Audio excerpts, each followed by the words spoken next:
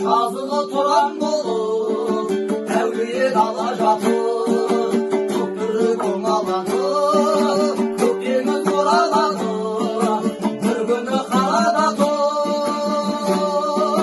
Бек ұзақ көшіп берген, шын берген өзі өнген, дарқарылара туған адамның жанарлары, аралдың адамдары құлқыннан жаратылған.